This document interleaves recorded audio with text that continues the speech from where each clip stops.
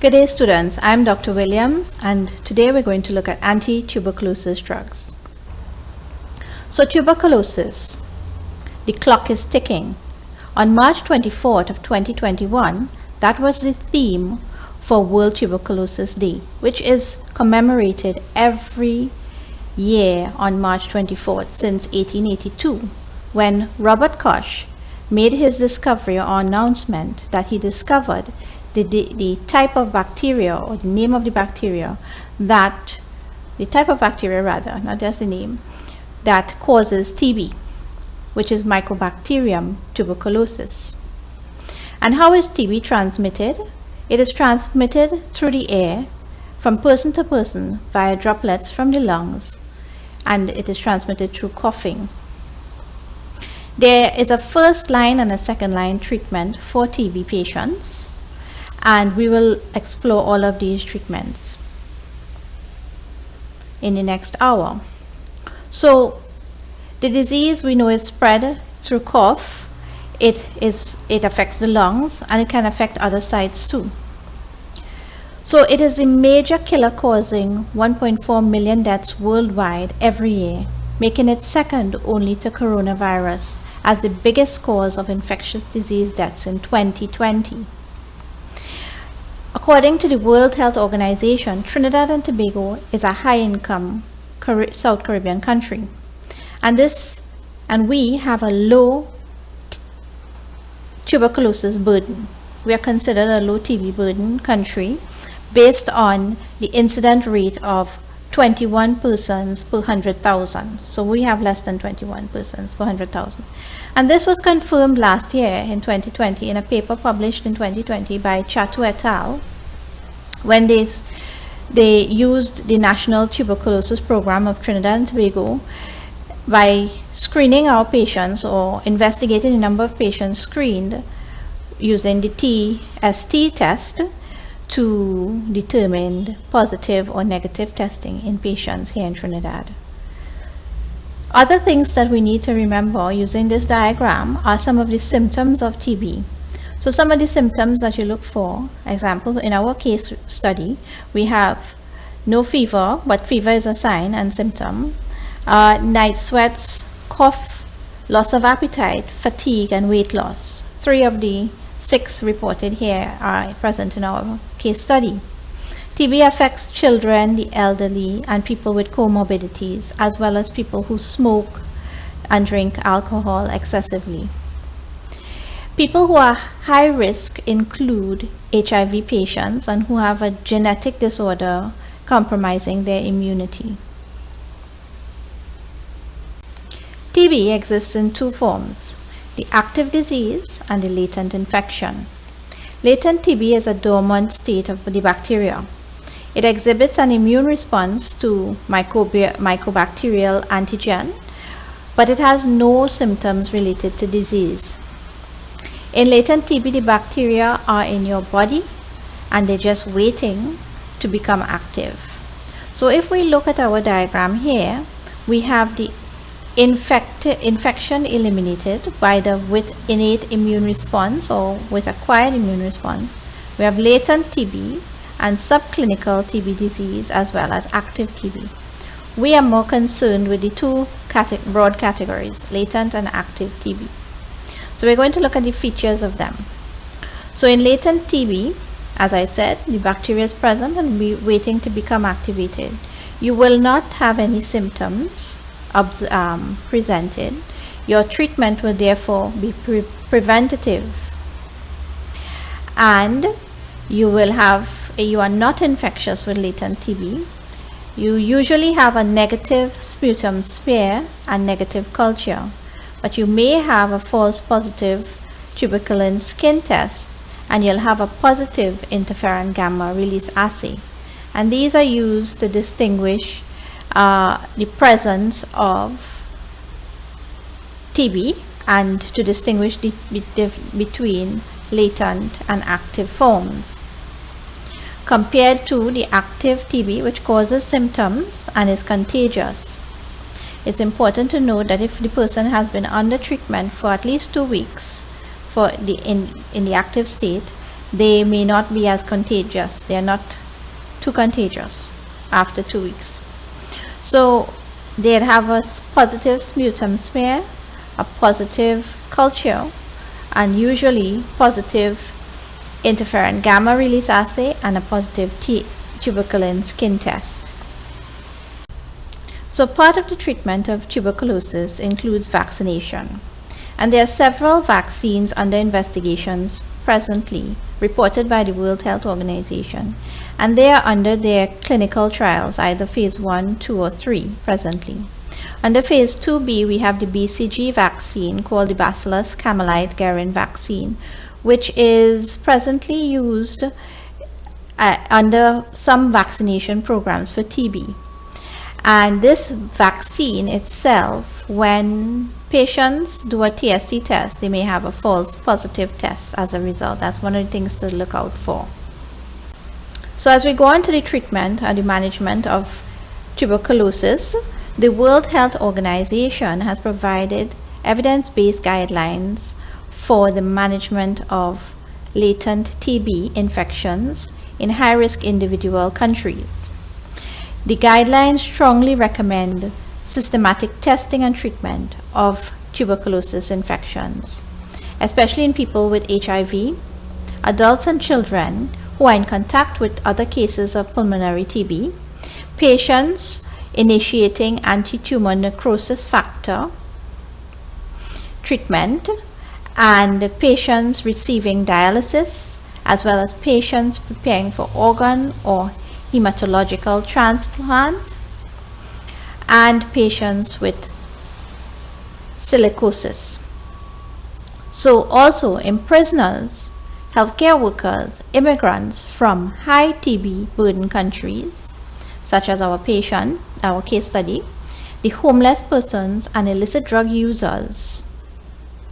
Systematic testing and treatment of latent TB infection is recommended. And according to the TB epidemiology and resources available, either commercial interferon gamma release assay, the IGRA assay, or the Mantoux tuberculin skin test should be used to test for latent TB infections. In addition, chest x-rays should be performed before latent TB infection treatment is ruled out, and active TB as well.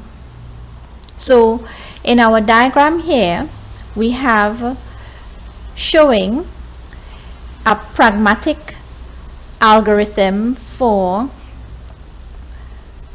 targeting or treating patients. So first of all, you identify the priorities of high risk in the population groups as targets for latent TB infection management.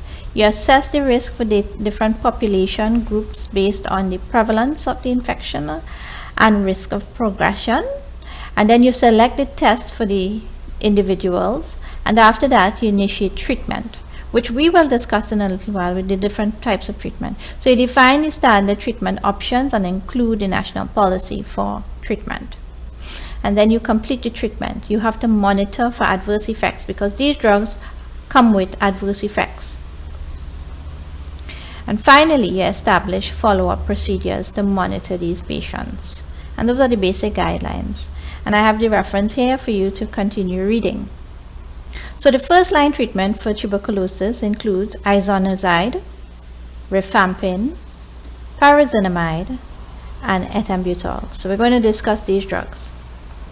So they are recommended for use over 6 to 9 months, especially isoniazid is the most used one, and it's usually used in combination with other agents such as rifampin, pyrazinamide, and the fourth drug, ethambutol, is usually added on if there's drug resistance to any of the other agents. In the case of latent TB infections, it may be used over the 6 to 9 months, and there may be combinations which would allow you to use these drugs for a shorter period of time in latent infections. Isoniazid is the most actively used drug for TB. It is a small molecule soluble in water and structurally similar to pyridoxine, which is vitamin B. It inhibits rapidly dividing mycobacteria in a bactericidal manner. It works by a bacteriostatic manner for slow dividing mycobacteria. So the prodrug isoniazide is activated by bacterial catalase peroxidase enzyme found in the Mycobacteria tuberculosis, and this is called, sometimes known as CAT-G, so it's encoded by CAT-G. The activated form of isoniazide forms a covalent bond with the carrier acyl protein and the beta-ketoacyl carrier protein synthetase. This blocks mycolic acid synthesis and therefore prevents cell wall formation.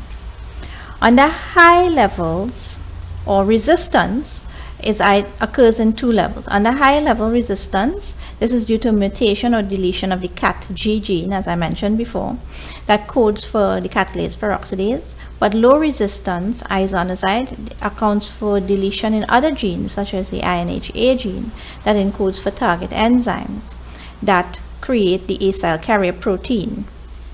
And this is important because if you are going to substitute ethambutol in patients who are isoniazide resistant, there may be cross-reactivity if the resistance is due to deletion of these genes, the acyl, or mutations in the acyl carrier protein reductase. So the pharmacokinetics of isoniazide includes that it is well absorbed orally and it enters the cells to act intracellularly in the mycobacteria, and peak serum concentrations will reach up to 1 to 2 hours.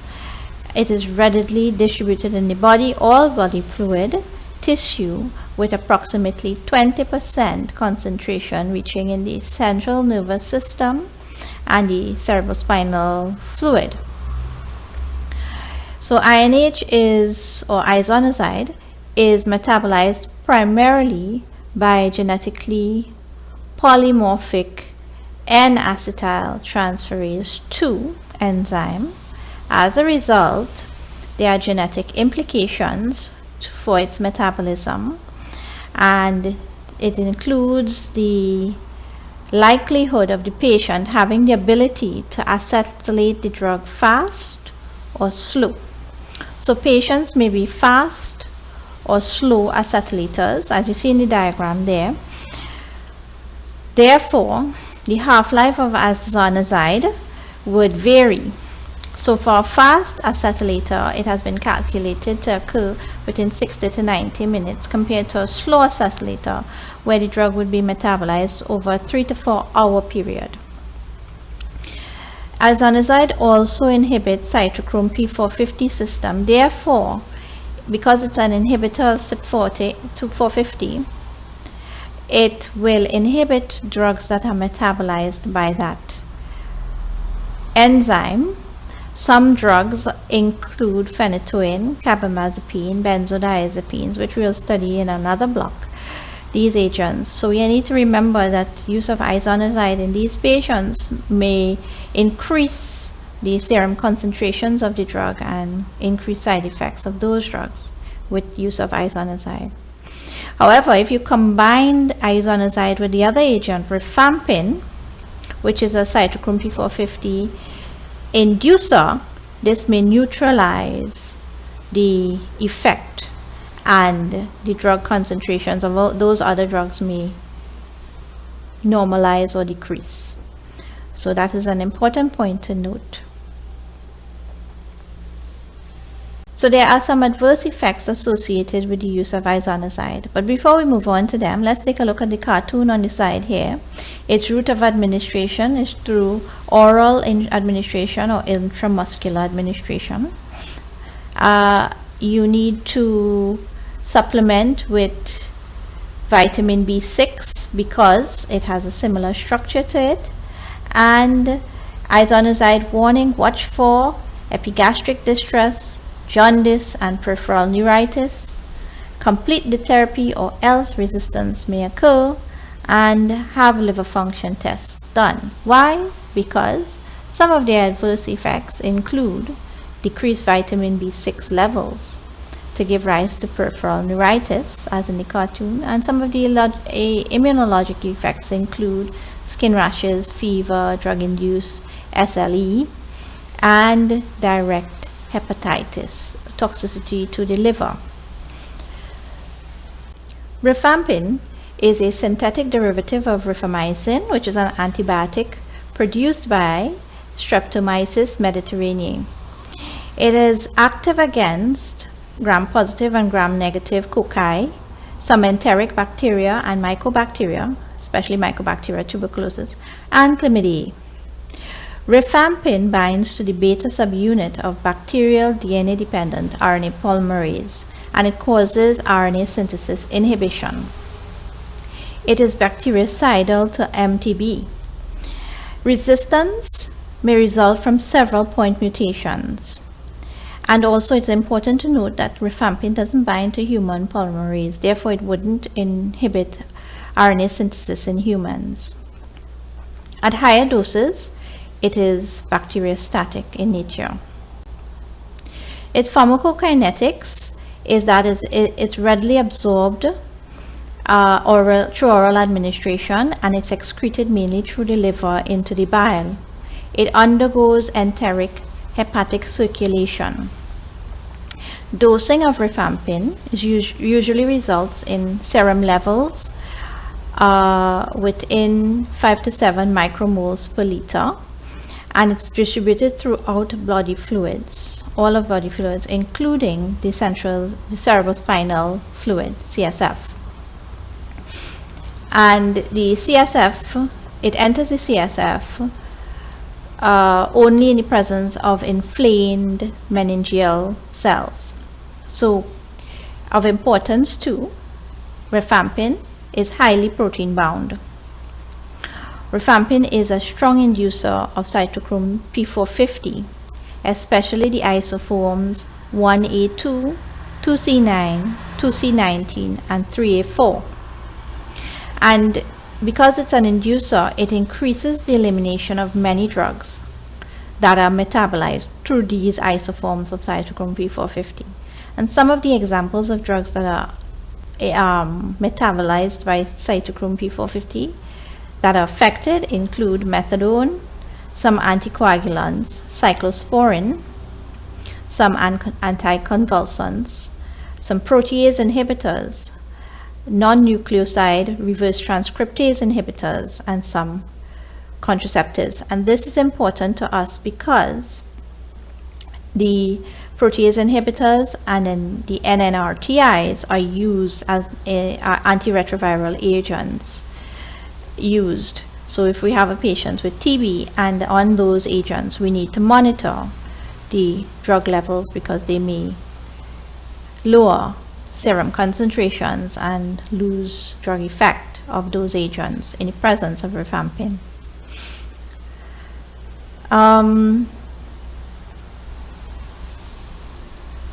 So with rifampin use, there are some adverse effects that we need to look out for. The red-orange discoloration of urine, sweat, and tears would occur in some of these patients.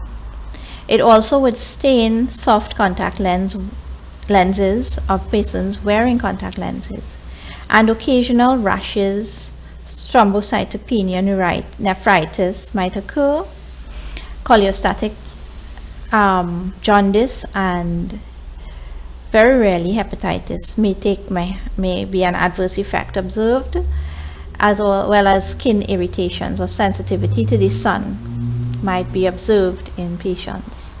But the marked adverse effect is the red-orange discoloration in patients like this.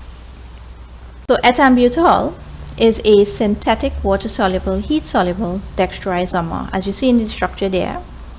It's an arabinosyl transferase inhibitor of Mycobacteria tuberculosis. The arabinosyl transferase is involved in the polymerization reaction of arabinoglycan which is an essential component in mycobacteria cell wall synthesis. Resistance to ethambutol may be due to the mutation of the operon that encodes for arabinosyl transferase production, resulting in overexpression of the EMB gene produced within the structural gene. Right? So there may be a mutation regarding that, causing overexpression. So the absorption or the pharmacokinetics of ethambutol, its absorption from the gut takes place following oral administration, and it peaks in about 2 to 4 hours. It is excreted unchanged in the urine, and the rest is excreted in the feces. Ethambutol crosses the blood-brain barrier when meninges are inflamed, and its concentration is variable in cerebrospinal fluid, ranging between 4 to 64%. So there's very variable in entering there. Dosing is usually given as a single daily dose, but it accumulates in renal failure. So therefore, dose reduction of ethambutol to about 3 times weekly compared to daily might be required in patients with creatinine clearance rates less than 30 milligrams per kg. Some of the adverse effects, or the most common adverse effects of ethambutol, includes retrobulbar neuritis, resulting in loss of visual acuity and red-green color blindness. Also, peripheral sensory neuropathy is observed. Now, these adverse effects are dose-related or dose-dependent. So, as well as they occur with long-term use over several months. So, if the patient is on it, periodic visual acuity testing should be done and monitor inflammation as well over the course of time to prevent these adverse effects. So now we move on to our fourth and final agent, pyrazinamide. Pyrazinamide is converted to pyrazinic acid by Mycobacteria pyrazinamidase. The pyrazinic acid disrupts the mycobacterial cell membrane and the transport function. So as you see in the diagram, when pyrazinamide, the prodrug, approaches the cell membrane, the pyrazinamidase enzyme, it binds to it and it's converted to pyrazinic acid, POA, where it can then disrupt membrane assembly and transport functions. So resistance and uptake of pyrazinamide may be due to a mutation or mutations of the pyrazinamidase on the cell membrane. A combination with isoniazid and rifampin in a 6-month regimen may serve as a sterilizing agent in TB treatment. So pyrazinamide, unlike the other antimicrobial drugs, shows no cross-resistance with isoniazid, and that's an important point to note. Pyrazinamide is well absorbed with serum concentrations reaching in 1 to 2 hours after oral administration, and it is diffused to all body fluids and tissues, including the CSF. It has a half-life of about 8 to 11 hours. It is metabolized in the liver and excreted in the kidneys, and doses must be monitored, especially in patients on hemodialysis or low creatinine clearance levels. This is recommended. So usually it's dosed 3 times a week or 2 times a week, but you must lower the dose and the frequency in patients with compromised kidney function. Some of the adverse effects of pyrazinamide include hepatotoxicity, hyperuricemia leading to gout, GIT, upset, rashes, and photosensitivity. The hyperuricemia associated with pyrazinamide may be due to the metabolite pyrazinic acid, which is then oxidized by xanthine oxidase to agents that may be responsible for the hyperuricemic effect, and gout, as well as the joint inflammation and pain. So that is it for our first line TB treatments. Let's move on now to the second line therapy. And second line therapy is only used under these conditions: if there is resistance to first line agents, if there is failure of conventional therapy to clinical response, if there is serious treatment limiting adverse drug reactions taking place. Care must be taken when prescribing second line drugs for TB, because you still want to optimize treatment and reduce toxicity, as well as reduce resistance to drugs. So the aminoglycoside streptomycin is the first agent that we're going to explore for second line treatment of TB. Streptomycin is an irreversible inhibitor of protein synthesis. It binds to the 30S ribosomal subunit to inhibit protein synthesis. And there are at least 3 ways in which protein synthesis is inhibited. 1, by interference with the initiation or complex of protein formation, misreading of the messenger RNA, which causes incorporation of incorrect amino acids into the peptide and producing non-functional proteins. And thirdly, breaking up of polysomes into non-functional monosomes. So these steps occur simultaneously and they lead to cell death. Resistance occurs by the production of transferase enzymes that inactivates the aminoglycoside by adenylation, acetylation, and phosphorylation. There is impaired entry of the aminoglycoside into the cell, so they prevent entry by a mutation or deletion of one of the poron proteins that the aminoglycoside would enter through. And the receptor protein on the 30S ribosomal subunit may be deleted or altered as a result of gene mutation. Those are the 3 ways in which inactivation occurs. So, streptomycin is an oral dose administered and it is poorly absorbed. An IV dose will peak in 30 to 60 minutes. And the dose of the drug of streptomycin must be monitored if creatinine clearance is low. Some of the adverse effects of streptomycin include ototoxicity and nephrotoxicity. With streptomycin, the most serious toxic effect is the disturbance of vestibular function, vertigo, and loss of balance. The frequency and severity of this disturbance is proportional to the age of the patient, the blood levels of the drugs, and the duration of administration.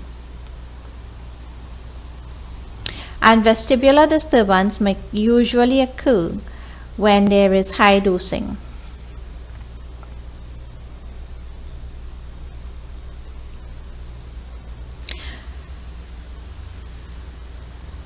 Limit therapy for no more than 6 months when possible, and streptomycin is given in pregnancy and can cause deafness in newborns if it is given in pregnancy. It's usually used in infections resistant to other drug combinations for TB. So capreomycin is usually used when there's multi-drug resistance, and it's used in place of agents such as streptomycin, kanamycin, and amikacin. How it works is that it inhibits peptide protein synthesis. It is given at an intramuscular dose, and its peak concentrations usually reach within 2 hours of administration. Adverse effects associated with caprimycin include nephrotoxicity and ototoxicity, as well as vestibular disturbances. And injection at the injection site, local pain and abscess may form with the use of caprimycin. Cycloserine was produced by Streptomyces orchidaceae, and it inhibits mycobacterial cell wall synthesis by inhibiting the incorporation of D-alanine into the peptidoglycan pentapeptide, which inhibits the enzyme alanine racemase, and thus inhibiting cell wall synthesis. Cycloserine is used exclusively in tuberculosis-resistant patients to first-line therapy. It is metabolized in the liver and excreted in the urine. Its peak serum concentration reaches within 2 to 4 hours after dosing, and renal impaired patients have to be monitored for clearance, dose alteration, for clearance of the drug due to impaired renal function. So half-life of the drug in patients with normal function is about 10 hours, and it may increase in patients with compromised renal function. So some of the adverse effects of cycloserine includes peripheral neuropathy and CNS dysfunction. As well, we need to monitor hypersensitivity and recommend no alcohol use, as well as monitor for renal function, as I mentioned before. So as I said, neuropathy and CNS dysfunction is dose related, and some of the signs and symptoms associated with it include headaches, tremors, acute psychosis, and convulsions. To avoid these neurologic toxicities, supplement with vitamin B. So next we have aminosalicylic acid.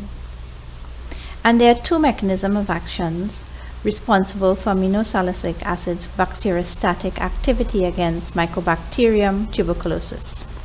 Firstly, the aminosalicylic acid inhibits folate synthesis, and this happens because aminosalicylic acid is structurally similar to p-aminobenzoic acid, and p-aminobenzoic acid, when it binds to pyridine synthetase, this is the first step in folic acid synthesis in the bacteria.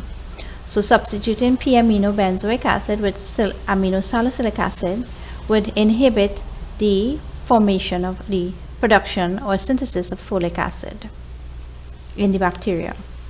Now this penetration into the bacteria does not affect human folate synthesis. The second mechanism of action is the inhibition of cell wall synthesis. And this happens when mycobactin is inhibited by aminosalicylic acid, and this reduces ion uptake into the Mycobacterium tuberculosis.